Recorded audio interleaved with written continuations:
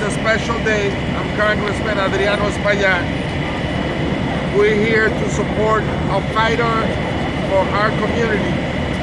We know him for a long time because he has been our city council member in Northern Manhattan and has done a tremendous job.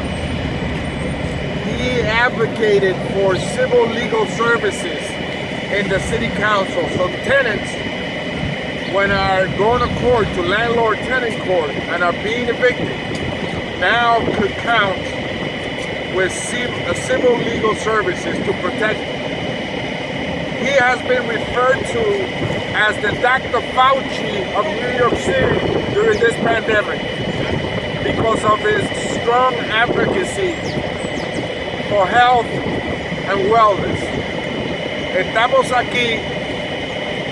Estamos aquí para apoyar a alguien que conocemos bien por su trabajo que ha hecho como concejal en el Alto Manhattan. Apoyó el proyecto de derechos civiles, de servicios legales para los inquilinos que van a la Corte de Vivienda.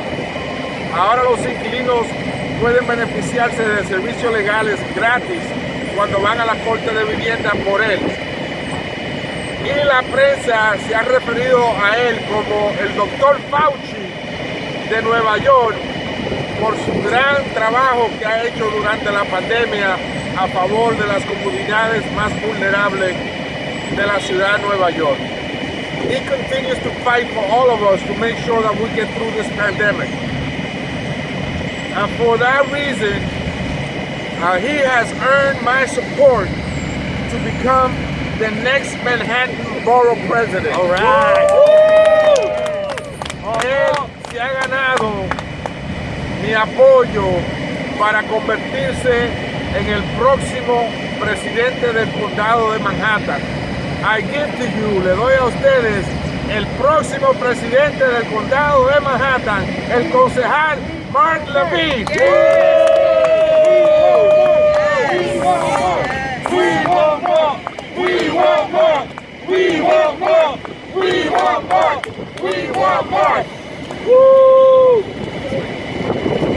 Con nosotros está la concejal, la asambleísta, Ya casi. la asambleísta Carmen de la Rosa, la district leader Norma Campuzano, el district leader Eric Gibbs, Manny de los Santos y Peggy Morales del barrio están con nosotros. Así que gracias, Mark. Vamos a dejar que Carmen diga un par de palabras. Bueno, I'm going to say it in English and then in Spanish. For me, it's an honor to be here today to kick off Women's History Month. It's also been a year since COVID struck our communities, and I can think of no greater fighter for saving the lives of New Yorkers, especially in minority communities, than my friend Mark Levine. I've been watching Mark since I was a staffer for the Assembly, doing the work of uplifting our communities, and for me it's an honor to stand with Mark and say that he is undoubtedly the best candidate to lead the borough of Manhattan into the future. It's an honor to endorse you, it's an honor to be here with you, and I know that our future is brighter because you're committed to our community. Thank you, Mark. Un placer estar aquí con el congresista y nuestra comunidad para decir que hoy inicia el mes de la mujer y hoy también hace un año que la pandemia del COVID-19 llegó a nuestra ciudad. Y no puedo pensar de un líder que ha puesto su trabajo en marcha para que nuestra comunidad pueda tener la información que necesita durante esta pandemia. Un líder que desde su inicio en el Consejo Municipal ha luchado para empoderar las voces del Alto Manhattan. Yo sé que nuestro futuro va a ser más brillante con Mark como nuestro próximo presidente de condado y es un honor apoyarte siempre. Wow. Gracias. Gracias, concejal, digo, asambleísta. Thank you so much. Thank you, Adriano. Esto lo vamos a hacer bilingüe, ¿qué les parece? Adriano, quiero que sepa lo mucho que esto significa para mí. No solamente por lo que usted ha logrado realmente al nivel nacional, políticamente, haciendo historia, electo al Congreso Nacional de esta nación, sino más por lo que usted ha logrado acá en esta comunidad, día a día impactando las vidas a lo que vivimos acá en el Alto Manhattan. Y no hay ejemplo más espectacular que lo que usted logró acá en el Armory, cuando tanto hacía falta un centro de vacunación en Washington Heights. El congresista luchó y consiguió algo que ha salvado un sinnúmero de vidas. Así que un aplauso para el congresista Adriano Espaillat. You know, Adriano, I'm often asked by friends from other parts of the country, California, wherever. So I saw this guy Adriano Espaillat on MSNBC. They don't always pronounce the name right. That's okay. But is he your Congress member? Because I love what he is doing to stand up to Trump, to fight for immigrants. I love that he came out early for impeachment twice actually. And I say, yes, that is my Congress member. I am proud that Adriano Espaillat is my Congress member, and I could not be more proud to have your support in this campaign. Thank you, Adriano. Thank you very, very, very much. And I could not be more proud of this incredible coalition spanning Uptown. We've already acknowledged the rising star of Uptown politics, future council member Carmen de la Rosa. One more applause for her. We have East Harlem in the house. District Leader Peggy Morales. District Leader Eddie Gibbs. Always right up front. We have Washington Heights in the house. District Leader Manny de los Santos. We have, absolutely. We have West Harlem in the house. District Leader Norma Campusano. Thank you so much, Norma. And we have support in Central Harlem, in Inwood, all over Uptown, and many leaders who couldn't be with us here today, but I am so proud to have the support of Assembly Member Al Taylor. Let's give him a big round of applause. East Harlem's own Council Member Diana Ayala. Central Harlem's own District Leader Keith Lilly, and many, many, many others. We are building a coalition spanning the neighborhoods of Uptown. And we have a big fight on our hands. We have a fight for the future of Uptown and for the borough of Manhattan on our hands right now. This is why I am running to be the next borough president. And I'll tell you that I have been fighting for this community my entire adult life.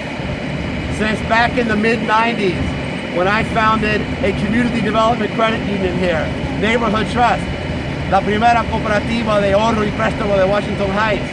Y ustedes se acuerdan cuando estaba allá, atrás de la estación de Wawa, for Washington. We started it in an abandoned bank branch. It's now right here at the base of the iconic Alianza Dominicana Triangle building.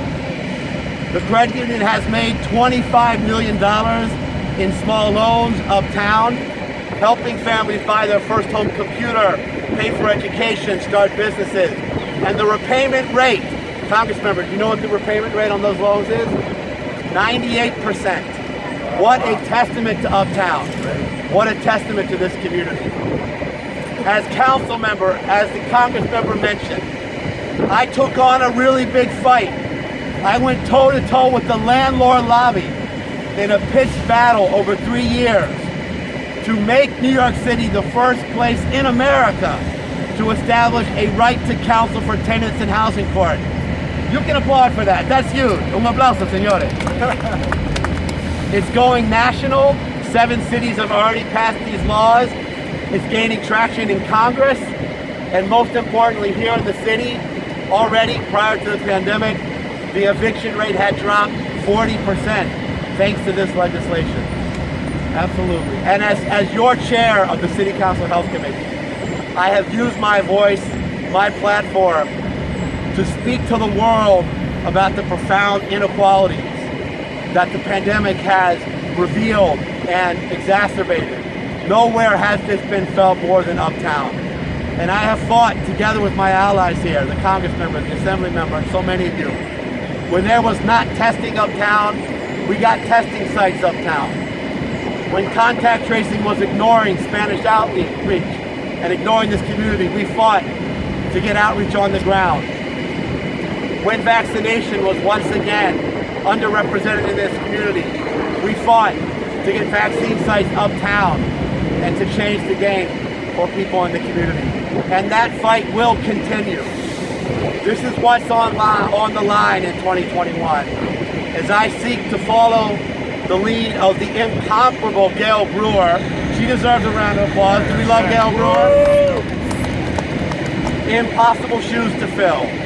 But the next borough president is going to have a crisis on their hands, a public health crisis, an economic crisis, a crisis in racial justice. That's why I'm running to be the next borough president, to stand up for tenants ahead of what could be the worst avalanche of evictions in the history of this city, to make sure that no tenant ever has to go to court without an attorney, to stand up for small businesses that are facing an existential threat right now. And we've got to do more to get them rent relief and financial assistance and capital to grow when they can start reopening again. To stand up for health in this pandemic, to make sure that no person in this community ever has to go again without health insurance, whether they are documented or undocumented.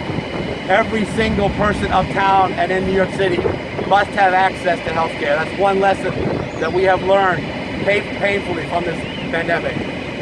Quiero reconocer que lo que yo he logrado en mi carrera no fuera posible sin apoyo de ustedes, de esta comunidad linda, de la comunidad hispana y sobre todo la comunidad dominicana, que ustedes tanto me han apoyado, me han abrazado, me han hasta enseñado a hablar español mejor. Me refiero a cada rato a esa vaina y aquella vaina y que anda el DH, etc. Así se habla español, no así. Así es. Así es. Y necesito ese apoyo. Ahora más que nunca. Y me siento tan agradecido, congresista, por su endoso. Asambleísta, por su endoso. I am so grateful for the support of these amazing leaders from East Harlem, from Central Harlem, from West Harlem, from Washington Heights, Inwood, Marble Hill. We got Tony Edwards with us too. We haven't left out Marble Hill. Couldn't be here today. We're gonna win this race. We are going to win this race, and we know it will be a fight, but this is a Congress member who was born to fight. This is a coalition that fights. I am an elected official who fights for this community, for tenants, for small business, for health equity. We're gonna win this race, and we're gonna make a difference for the people of Uptown and Manhattan. Thank you, thank you, thank you. A ganar esto. Gracias. Thank you, thank you, thank you. ¡Sí se puede! ¡Sí se puede! ¡Sí se puede! ¡Sí se puede! ¡Sí se puede!